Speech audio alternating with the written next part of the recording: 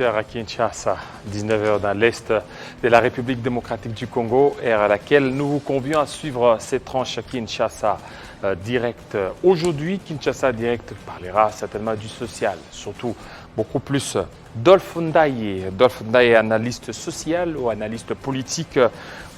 La RDC a-t-elle besoin des hommes nouveaux, l'homme ainsi que la société? Nous allons en parler par rapport aux us et coutumes de l'homme congolais. Est-ce qu'il y a urgence à ce qu'il y ait l'homme social? Jérémy Moumeka, acteur social, aménagement du territoire et les défis urbains de la République démocratique du Congo.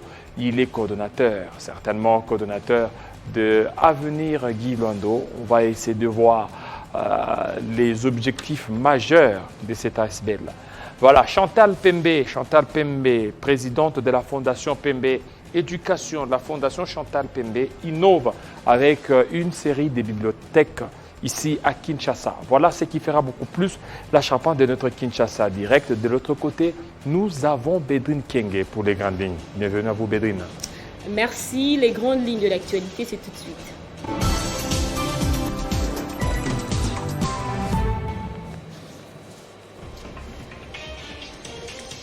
Après avoir déposé les programmes de son gouvernement au bureau de l'Assemblée nationale, le Premier ministre Jean-Michel Samalou Kondé sera devant les députés nationaux ce vendredi 23 avril 2021 pour présenter son plan d'action, confirmation faite par la cellule de communication de la Chambre basse du Parlement qui a annoncé la tenue d'une plénière sur l'audition du chef du gouvernement.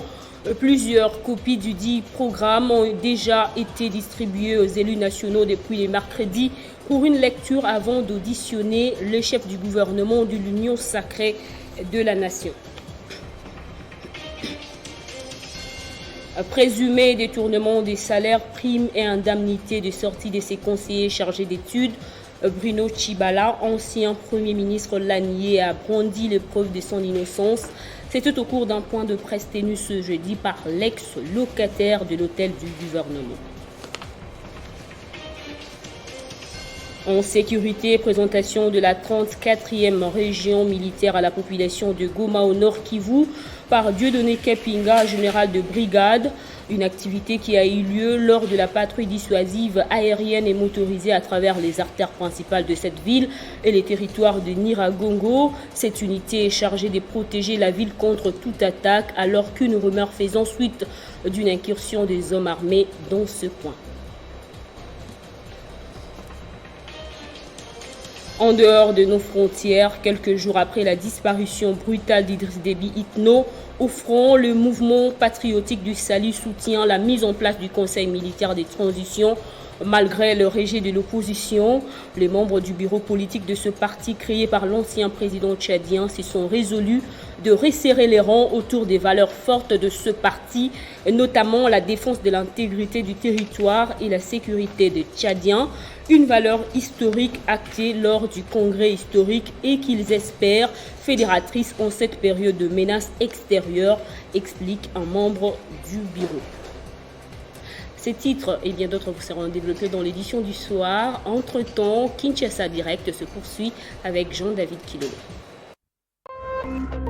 Téléchargez les infos Télé 50 sur www.tele50.cd.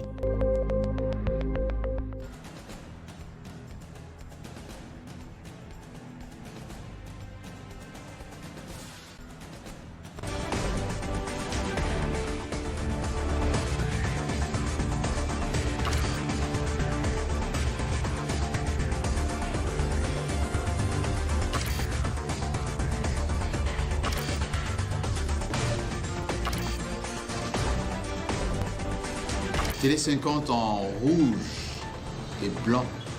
Oui, c'est chic, c'est doux. Restez chez vous sur Télé 50. Très bientôt.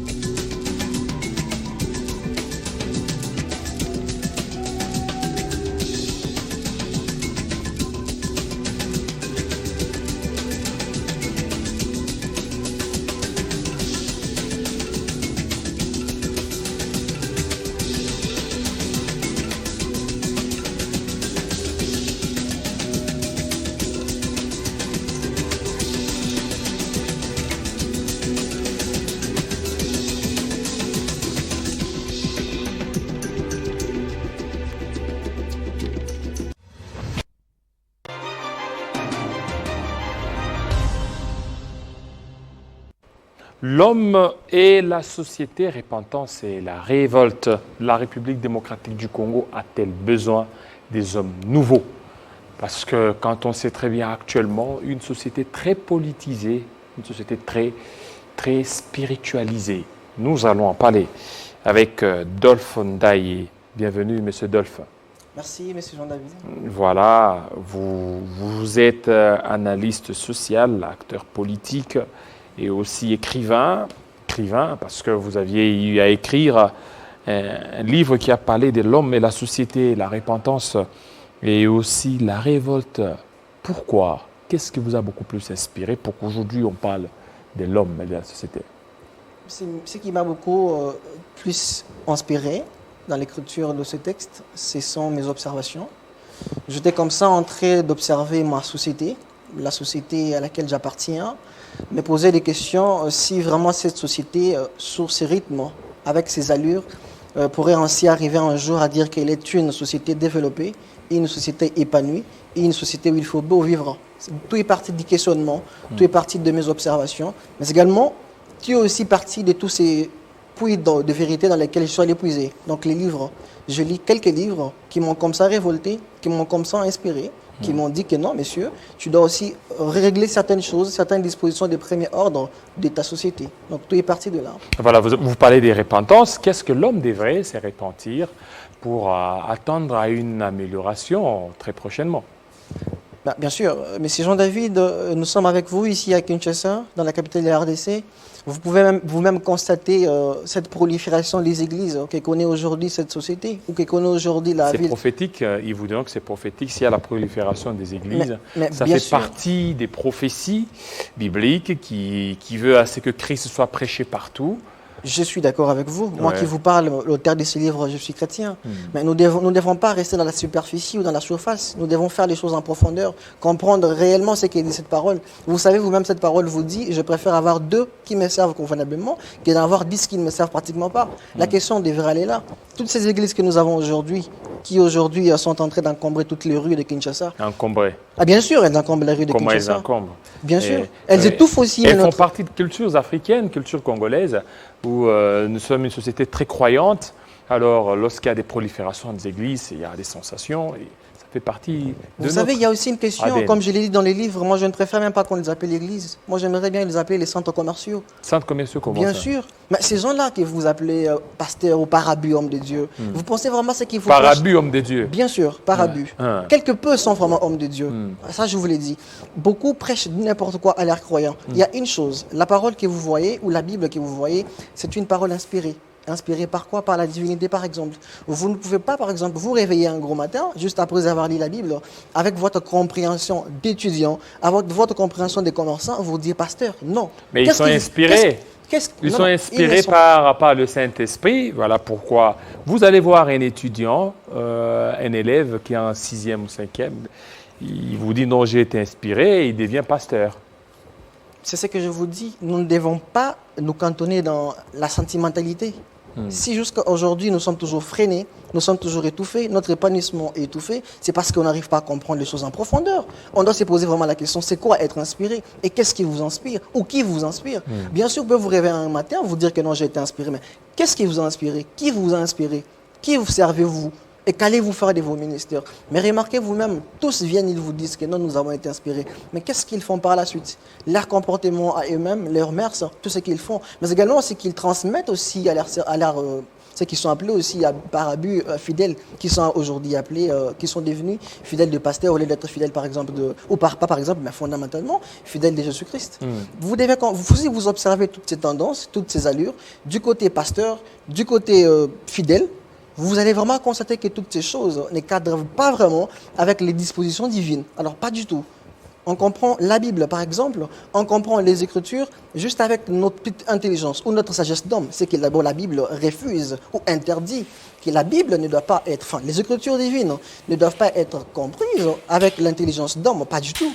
Il faut y inspirer ce qu'on appelle la pensée divine. Vous l'avez, cette pensée divine. Alors je vous dis, c'est après analyse.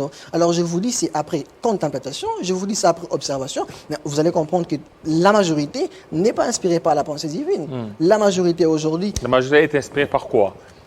La majorité est inspirée par la recherche du lucre. Ils sont La inspirés- recherche du lucre. Ah, bien sûr. Ils Et sont- toutes ces églises qui naissent pour vous, c'est les lucres qui les Non, intéressent. non, Monsieur Jean-David, permettez, je continue à le dire, je n'aimerais pas me cantonner dans les accusations toutes gratuites, ou je n'aimerais pas me cantonner dans ce que nous appelons aujourd'hui la sentimentalité. Non, ce que je dis ici, ce sont des affirmations qui sont provisoirement définitives. Donc c'est après des analyses et des observations.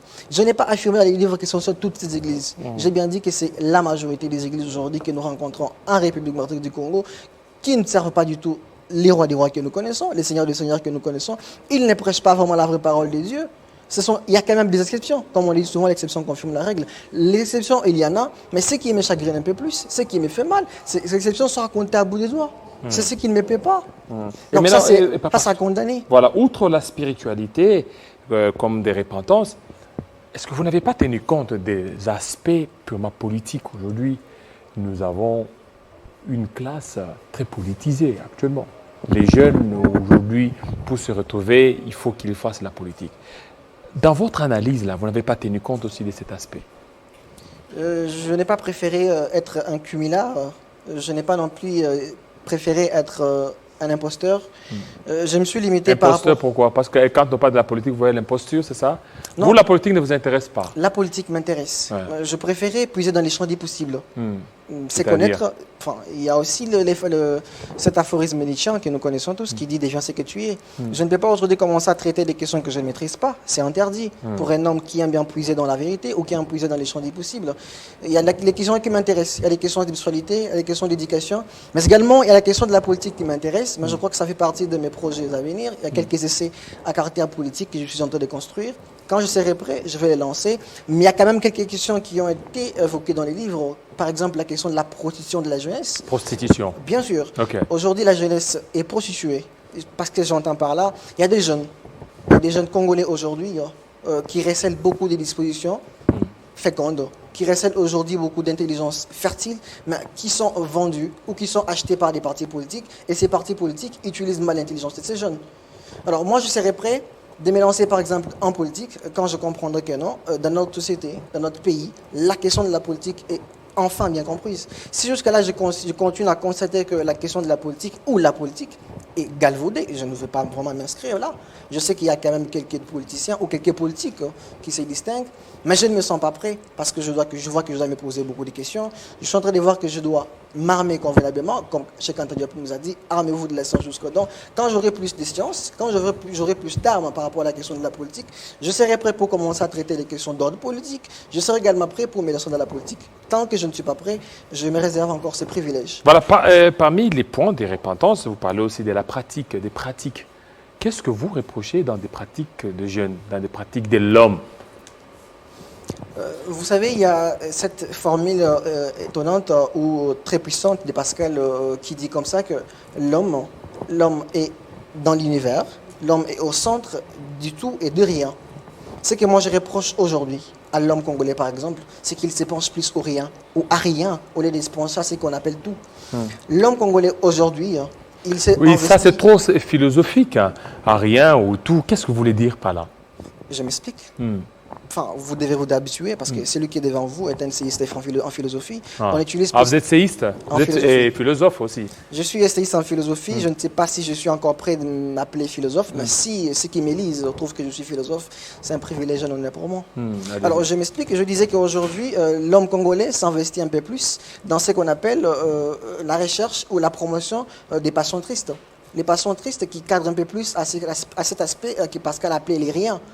Ils s'investissent un peu plus dans ces choses, dans ces pratiques ou dans ces mœurs qui les permettent de vivre dans les ici et les maintenant sans tenir compte de la postérité, sans tenir compte de demain. Et ce que moi je les approche, c'est là. Et ce que je leur demande, c'est souscrire enfin dans cette optique, dans cette politique inactuelle qui leur permettra enfin de mettre en danse toutes ces dispositions qui leur permettront de mieux vivre, mais également de faire éclore des dispositions inactuelles qui permettront aux sociétés d'aujourd'hui, enfin, voulais-je dire, aux générations d'aujourd'hui de mieux vivre, mais également aux générations de demain. Voilà, génération de demain. Mais la révolte, après repentance, il y a aussi des révoltes. Vous voulez que l'homme puisse se révolter par rapport à un système qui ne lui plaît pas. Oui, j'aimerais répondre ou argumenter avec cette phrase que j'aime bien de Valentin Mudimbe qui parle de la réinvention. La réinvention. Donc, bien sûr. Ce que moi je suggère dans ces textes, je suggère à l'homme congolais de se réinventer. Également, dans la partie révolte, il y a aussi la question de la réimagination. Je suggère également à l'homme congolais ou à la société congolaise de réimaginer ce qu'on appelle l'éducation. Je vais m'expliquer. Alors, dans la révolte, on doit comprendre que l'idée ici, c'est de révolter certes les jeunes, de faire révolter certes la société, de faire révolter certes les jeunes Congolais en ensemble, mais ils doivent se révolter sur quoi, avec quoi et pourquoi. Je leur suggère ceci. Je leur dis, il y a ce puissant Socrate qui nous a dit avec son triptyque, qui est l'un de mes maîtres aime bien répéter, Guillaume Angiolo, qui dit raison, vertu, bonheur, c'est que les hommes ou les jeunes Congolais doivent comprendre que la meilleure façon de vivre le bonheur, la meilleure façon de vivre dans la lumière, la meilleure façon de faire bénéficier à leur société, la meilleure façon de faire bénéficier à leur nation la lumière, c'est d'accepter d'être guidés par la raison. Ils doivent mettre en avant plus la raison, ils doivent accepter de se faire guider par les vertus. Le jour où on constatera que la société congolaise est enfin dominée par les vertus, le jour où on constatera que enfin les jeunes Congolais acceptent de se faire guider par la raison, par là j'entends, accepteront de faire plus la promotion de l'intelligence, qui est la promotion de la bêtise, ou la promotion de l'imbécilité, ce jour-là on pourra aussi dire que non, nous vivons dans une société épanouie, nous vivons dans une société éclairée, nous vivons dans une société où il faut bien beau vivre. Merci. Merci beaucoup, Monsieur Dolph Ndaye. Voilà, vous êtes essayiste, philosophe. Essayiste en philosophie, voilà, écrivain, également président du NASBEL, des jeunes, Jeunesse de la Reconstruction, qui a comme ça compris qu'il faut se réinventer, il faut que l'homme congolais se réinvente, qui a aussi compris qu'il faut réimaginer l'éducation de l'homme congolais ou du jeune congolais, mais qui a également compris qu'enfin on doit accepter de se faire guider par la raison, enfin on doit faire la promotion de l'intelligence, on doit faire la promotion de grandes passions, de passions de premier ordre, pas les passions tristes ou les passions malheureuses. C'est un peu ça, quelques objectifs de l'ASBEL dont je suis président. Voilà, merci beaucoup. On se sent un peu philosophique. Nous vous aurons dans nos prochaines éditions pour encore d'autres sujets. Merci.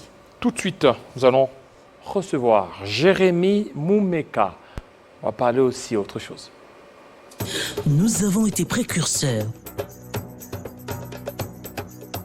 Nous avons innové dans l'audiovisuel national et panafricain.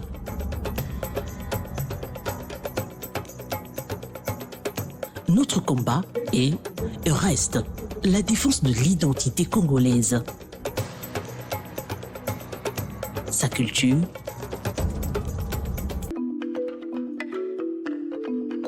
son histoire, son patrimoine et ses institutions. Quoi qu'il en coûte, le Congo est notre cause. Maintenant, nous travaillons plus pour vous donner encore plus.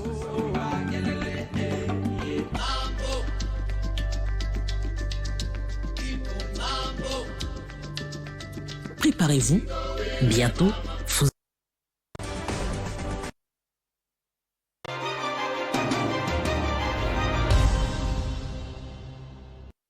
Jérémy Moumeka, il est coordonnateur de l'ASBEL Avenir Guy Luando. Bienvenue, Monsieur Jérémy. Et merci beaucoup, Jean-David Kilolo, pour l'invitation. Et je profite de cette occasion pour présenter mes condoléances à toute l'Afrique en général, mais aussi et particulièrement à la population tchadienne pour la perte du président Idriss Déby. Comment vous avez des parentés avec le Tchad? Même pas, c'est normal, l'actualité politique oblige. Voilà, l'actualité politique oblige. Ok, vous êtes coordonnateur. Pourquoi vous aviez préféré Guy Luando? Parce qu'il a beaucoup d'argent pour financer votre ASBEL ou autre chose? Même pas, Jean-David. Vous savez, nous marchons selon la conviction.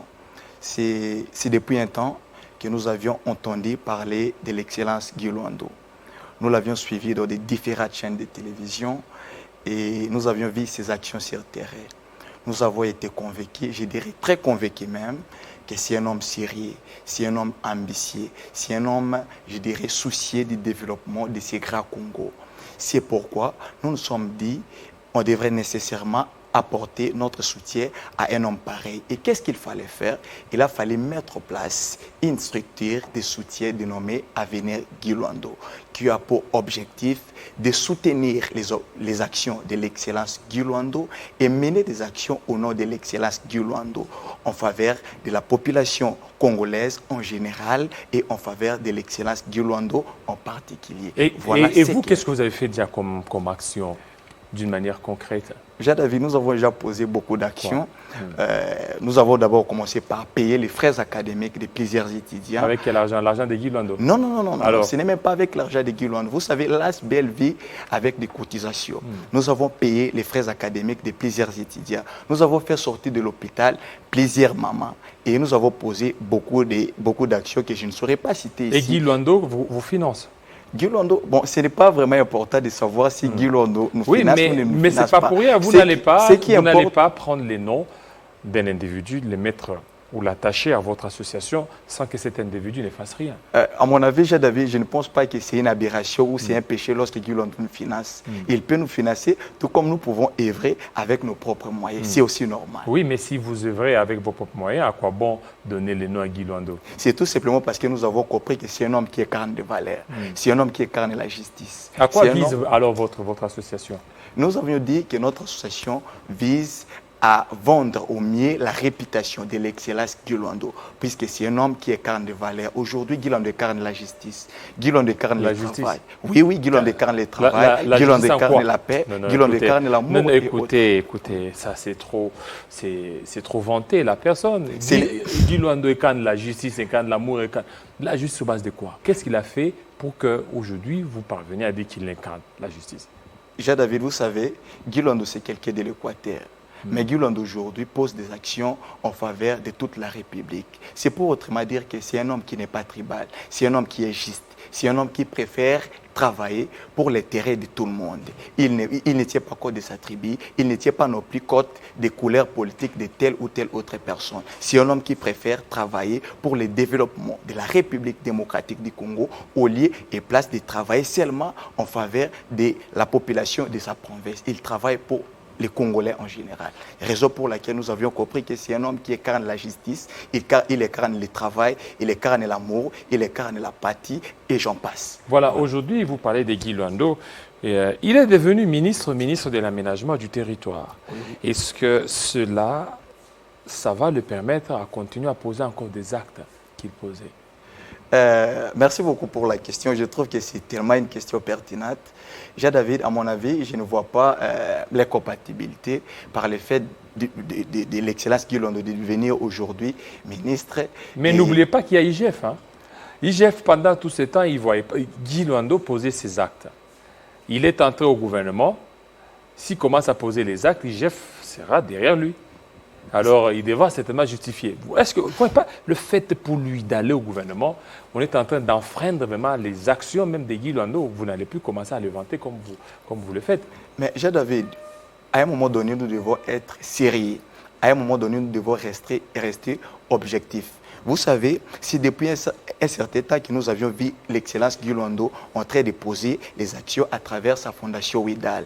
Ce n'est pas parce qu'il est devenu ministre que Guy Luando va commencer à poser des actions. Et il serait souhaitable que nous puissions nous poser des questions pertinentes, voire des questions majeures, avant qu'il ne soit ministre. Est-ce que Guy Luando posait telle ou telle autre action ou menait telle ou telle autre action ou seulement parce qu'il est devenu ministre, c'est pourquoi il a commencé à mener des actions pareilles. Non, Guy Luando, c'est un homme, en dehors du fait qu'il est devenu ministre, mais c'est un homme qui avait déjà son argent, c'est un homme qui avait déjà la facilité d'aider les Congolais, c'est un homme qui avait déjà la facilité de financer beaucoup de choses, beaucoup de projets, et j'en passe. Et si aujourd'hui il est ministre d'État en charge de l'aménagement des territoires, ça n'a rien à voir avec les actions de sa fondation WIDAL. Guy Luando va rester là et va continuer à faire ce qu'il faisait à travers sa fondation WIDAL. Il n'a jamais volé, il n'a jamais été impliqué dans tel ou tel autre détournement. Et ce qu'il faut comprendre, c'est que c'est un homme sérieux, c'est un homme qui est déterminé à voir le Congo se développer. Voilà. Voilà, Fondation WIDAL et votre ASBL, pourquoi ne pas vous associez ou entrez dans la Fondation Ouidal? Parce que vous parlez des actions de Guy Luando. Oui, en tout cas, je trouve que c'est une bonne question. C'est d'ailleurs une question à travers laquelle je dois non seulement vous fixer, mais aussi et surtout fixer l'opinion nationale et internationale. Puisque nous, dans notre structure Avenir Guy Luando, nous avons aussi des gens qui ne sont pas dans notre pays, qui sont à l'étranger. Nous avons également des gens qui sont ici en RDC. Et lorsque vous dites que pourquoi seulement nous focaliser dans l'Avenir Guy Luando au lieu et place d'avoir d'un côté l'Avenir Guy Luando et de l'autre côté la Fondation Ouidal. Entrez facilement dans la Fondation Ouidal. Oui, nous sommes une Ça va ASBEL. vous faciliter, Nous sommes une ASBEL qui est affiliée à la Fondation Ouidal. Je ne vois pas les compatibilités. D'un côté, il y a la Fondation Ouidal et de l'autre côté, il y a l'Avenir Guy Luando. Nous tous, nous travaillons derrière un seul homme. Nous tous, nous soutenons les actions ou la vision d'un seul homme qui est l'excellence Guy Luando Mbouyou. À mon avis, je ne pense pas qu'il y a des compatibilités ou il y a des choses qui peuvent nous empêcher d'exister. État ASBEL, Avenir Guy Luando. Voilà. Puisque vous parlez de l'ASBEL, l'avenir de Guy Luando, il y a la politique aussi qui s'invite. Aujourd'hui, qu'est-ce que vous comptez faire pour vous démarquer de la politique? Parce que les actions de Guy Luando, ce sont des actions purement sociales. Il est partout, il est au niveau de Chopo, Chapa, à Kinshasa et aussi ailleurs. Et vous êtes beaucoup plus, vous avez dit, vous êtes une association liée à la Fondation Ouidal. Comment vous allez vous démarquer de l'action politique? Parce que j'étais en train de dire ici, avec ce qui se passe au niveau de l'IGF, on risque certainement de salir Guy Luando pour rien. Alors que c'est un monsieur qui a commencé ses actions bien avant qu'il ne soit même nommé ministre d'État en charge d'aménagement du territoire. Oui, David, à ce niveau, j'aimerais préciser une chose, puisque j'entends les gens parler d'ici et là de la personne de Guy Luando, mais assez souvent, je pense que beaucoup de personnes ont des confusions autour de cette personne. D'abord, j'aimerais parler de Guy Luando, j'aimerais parler de la vie officielle de Guy Luando et non de sa vie privée. Vous savez, Guy Luando, c'est un avocat. Guy Luando, c'est aussi un philanthrope. Et Guy Luando, c'est également un politique. Et Guy Luando, avec sa casquette de politique, il était sénateur élu de la Chouapa. Aujourd'hui, il est ministre d'État en charge de l'aménagement du territoire. À mon avis, je pense que Guy Luando peut aujourd'hui travailler comme ministre d'État avec sa vision de la Fondation Ouidal, avec sa vision d'aider les gens, avec la vision d'accompagner les Congolais d'avancer. Le vouloir de Guy Luando, c'est quoi? C'est de voir tout Congolais en train de travailler, tout Congolais en train de vivre dans le calme, tout Congolais en train de manger matin, midi et soir. Le vouloir de Guy Luando, ce n'est pas de voir les Congolais en train de souffrir alors que lui garde dans ses poches beaucoup d'argent. Non. C'est un homme qui préfère voir tout le monde en train de sourire. C'est un homme qui préfère voir tout le monde en train de manger et boire. Raison pour laquelle nous avons compris que c'est un homme sérieux. C'est un homme qui est soucié du développement de notre pays. C'est un homme qui est soucié du développement de la population congolaise. Et ce qu'il faut faire, c'est de les soutenir. C'est pourquoi, à mon avis, j'aimerais inviter les jeunes qui préfèrent voir le Congo se développer. J'aimerais inviter les jeunes qui préfèrent voir les changements de ce Congo, de venir s'aligner ou de venir s'adhérer dans notre ASBEL qui est ASBEL Avenir Guy Luando. Ça nous permettra d'avoir une force. Et à partir de cette force, ça nous permettra également, David, de transformer beaucoup de choses. Ça nous permettra d'accompagner la vision de l'excellence Guy Luando. Et j'espère que ce n'est pas nous, l'ASBEL Avenir Guy Luando, qui allons gagner, c'est plutôt le Congo qui va gagner. Alors comment Guy Luando compte s'en sortir? Puisque c'est la première fois d'être ministre dans sa vie, c'est la première fois. Oui, ça ne pose pas de problème. Vous savez, David, lorsqu'on a fait de bonnes études, on n'a pas peur de faire telle ou telle autre chose. Ou on n'a même pas peur d'occuper telle ou telle autre fonction. Guy Luando, c'est quelqu'un qui a fait de très bonnes études et aujourd'hui, il se retrouve à la tête du ministère de l'aménagement du territoire. Je vous rassure que c'est un homme qui va apporter sa touche. C'est un homme qui va apporter le meilleur de lui-même dans ses ministères. Ce qui importe pour Guy Luando, c'est de voir son prédécesseur, qu'est-ce qu'il a fait. Voir les bilans de de son prédécesseur, puisque certainement, vous savez, puisque moi, un bilan a toujours contenu les passifs et les actifs. Ce qu'il faudra faire, c'est voir quels étaient les passifs de mon prédécesseur et quels étaient ses actifs. Et chercher comment relever les défis qui sont les passifs de son prédécesseur. À partir de là, je pense que l'excellence Gulando va sortir tête toute haute dans ses ministères. Voilà. Voilà, merci. Merci. Monsieur Jérémy Moumeka, de votre passage. Tout de suite, nous allons parler de l'éducation, des bibliothèques, la lecture. C'est tout de suite avec Chantal Pembe.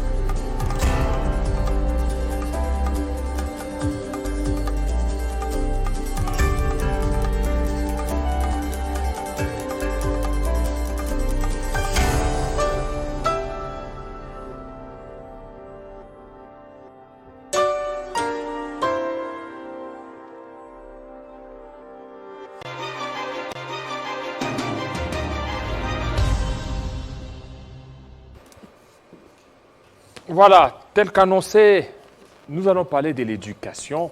L'éducation avec Madame Néné Molébé. Vous êtes chargée des relations publiques et communications de la Fondation Chantal Pembe. Bienvenue, Madame. Merci. Voilà. Alors, on va parler cette fois-ci de la lecture. Tout à fait. Voilà. La Fondation Chantal Pembe lance une série des bibliothèques ici à Kinshasa.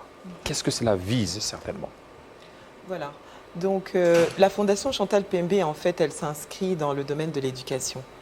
Elle est en train de promouvoir la culture de la lecture auprès des enfants, auprès des tout-petits, donc notamment à partir de 4 ans, parce que le goût de la lecture, en fait, ça se donne quand les enfants sont encore petits. Donc, la Fondation a pour mission de promouvoir, comment je peux expliquer ça? De susciter, de stimuler les enfants afin que ces enfants apprennent à aimer la lecture, à aimer le livre aussi. Donc, et maintenant, et pendant ce temps, comment vous allez vous en sortir quand on sait qu'il y a des nouvelles technologies, l'Internet, et ça ne sera pas facile avec votre programme ou votre projet? D'accord. En fait, nous, ce qu'on fait, c'est quoi? C'est que nous équipons les bibliothèques existantes, donc dans les écoles. Et combien d'écoles jusque-là vous avez? Alors, on a 4 écoles actuellement. On a 4 écoles en cours, dont demain l'inauguration d'une des écoles à Lisanga, des bibliothèques à Lisanga. Donc, il y a l'école Béré à Limété, il y a l'école élite à Bandalungwa, et puis école élite toujours au camp Luka. Alors, nous, ce que nous faisons, c'est que nous réfectionnons des bibliothèques qui existent déjà.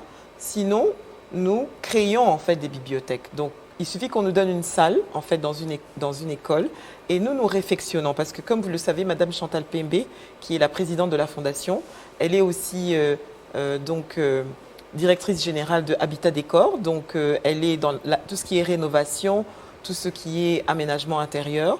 Donc, nous créons en fait une ambiance et installons des bibliothèques afin de pouvoir donner accès à la lecture aux enfants. Et ce que nous faisons aussi, c'est que à part la lecture, nous avons des animateurs. Parce qu'une chose est de mettre des livres, mais une autre est de pouvoir mettre des gens qui vont accompagner en fait, et encadrer les enfants à pouvoir s'habituer à aimer le livre au travers en fait, des animations, au travers des jeux. On a une spécificité avec des animateurs qui allient le jeu, le ludique à la lecture en fait. Alors, c'est sur base de quoi vous aviez choisi toutes ces écoles, Lisanga, Béré, Élite, tout ça?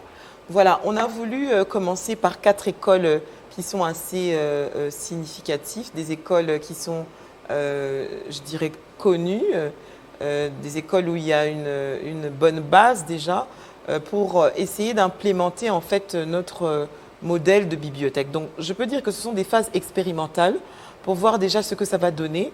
Et c'est comme ça que nous avons choisi ces écoles qui sont connues, qui sont des écoles où les enfants ont une très bonne éducation, de voir comment ça va se faire sur le terrain. C'est un petit peu ça. Voilà, et toutes ces écoles, pour innover ou inaugurer toutes ces bibliothèques, ça demande de moyens, l'argent. Oui, tout à fait. Alors, qui vous finance? En tout cas, pour le moment, la Fondation Chantal Pembé, c'est Madame Chantal Pembé elle-même, en tout cas avec ses propres fonds, ses propres moyens, qui est vraiment en train de financer sa fondation. Mais il n'y a pas de partenaires, des gens qui sont derrière? Écoutez, les partenaires que l'on a éventuellement pour un début, ce sont les écoles, donc qui ont bien voulu nous donner l'espace. Donc je peux dire que ce sont les écoles pour le moment, mais pour le moment, on n'a pas de partenaire. C'est sur fonds propres qu'elle est en train de faire. Et maintenant, les bibliothèques que vous allez inaugurer, vous avez eu à compter, qu'est-ce qu'il faut réflexionner, les coûts, tout ça? Bah écoutez, oui, forcément, il y a un coût à ça. Donc, c'est qu'il y a l'aménagement, il faut la décoration intérieure, il faut les peintures, il faut... les livres qui manquent, vous pouvez aussi... Et bien sûr, on rajoute aussi des livres. C'est-à-dire qu'on ne vient pas seulement rénover, mais la Fondation, en fait, apporte aussi des livres qu'on achète, mais des livres aussi dont on peut nous faire des dons. Parce que la Fondation aussi appelle en fait aux personnes de bonne volonté qui ont des livres pour enfants de pouvoir les apporter. Donc on est aussi à la récolte des livres en fait. Donc tout ça, c'est ce qu'on fait. On fait les récoltes, mais on achète. Et tout ça, c'est sur fonds propres. Et pourquoi elle s'est lancée dans l'éducation alors qu'il y a plusieurs secteurs, plusieurs domaines? D'abord parce que je pense que Madame Chantal Pembé, c'est une maman, c'est une mère. Elle a une passion des enfants et elle qui voyage beaucoup, elle sait qu'au Congo, il y a un problème au niveau de l'éducation. C'est pour pouvoir donner l'égalité des chances en fait à tous les enfants, surtout dans les quartiers défavorisés. Je veux dire que la petite enfance est un domaine qui intéresse particulièrement Madame Chantal Pembé, qui souhaiterait éventuellement, au travers de ces actions de la Fondation, pouvoir susciter une élite. C'est-à-dire qu'il y a des enfants qui sont défavorisés, qui n'ont pas eu une éducation adéquate. En fait, nous allons pouvoir, au travers des bibliothèques, renforcer leurs capacités, parce qu'il y a pas mal de programmes qui sont prévus, afin de leur donner une égalité des chances. Il y a des enfants qui sont très intelligents, mais qui n'ont peut-être pas eu d'occasion de pouvoir s'exprimer ou apprendre. Et au travers de ces bibliothèques, Madame voudrait donner en fait la chance à ces enfants de pouvoir émerger, de pouvoir évoluer. C'est ça en fait. Et voilà, c'est seulement à Kinshasa ou c'est en province, à Bandundu, à Matadi? Écoutez, pour un début, nous commençons à Kinshasa. Mais éventuellement, nous voulons nous étendre dans toutes les provinces. Et de là, c'est là où nous faisons appel en fait aux bailleurs de fonds, aux personnes qui sont patriotes, à toutes les personnes, les sociétés, les individus, les institutions qui souhaiteraient accompagner la fondation de Madame Chantal Pembé, en tout cas de nous faire parvenir leurs souhaits et de nous contacter directement pour pouvoir arriver à cela. Seuls, nous ne pouvons pas y arriver. Nous avons besoin d'avoir du soutien parce que le Congo, c'est très grand et nous souhaitons commencer par Kinshasa, mais éventuellement nous étendre dans plusieurs provinces pourquoi pas. Voilà, Lisanga, élite Béré, élite encore au niveau de Camp Luka. Comment se présentent les programmes d'inauguration de toutes ces bibliothèques? D'accord. En fait, demain, nous allons avoir, si vous voulez, avec l'école Lisanga, des invités qui vont arriver. Il va y avoir des autorités. Nous avons intéressé des bailleurs de fonds, des organismes internationaux qui œuvrent pour l'éducation, notamment aussi des autorités qui vont représenter en fait leur institution, et aussi des hommes d'affaires et des femmes d'affaires. En fait, nous allons commencer par éventuellement un discours de la présidente, et ensuite nous allons présenter un petit peu le travail qui a été fait. Parce qu'il y a eu des rénovations, il y a eu beaucoup de travail qui a été accompli. Et nous allons présenter ça un petit peu. Et aussi le modèle de la fondation, ce que nous voulons implémenter. Donc il va y avoir une visite aussi de la bibliothèque. Les gens pourront directement voir sur place comment est-ce que nous allons animer, parce que nous avons des animateurs qui vont encadrer les enfants. Et directement, on pourra voir ce qui se passe dans ces bibliothèques, le modèle que nous allons reproduire dans ces bibliothèques. Donc c'est un petit peu ça qui va se passer. Voilà. Il y a ensuite un cocktail éventuellement pour accueillir tous nos invités. Oui, c'est que c'est par rapport à toutes ces écoles. Et je suis en train de dire, vous allez commencer avec Lisanga, parce qu'il y a Lisanga, il y a Béré, il y a Élite, il y a aussi Élite au niveau des camps Luka.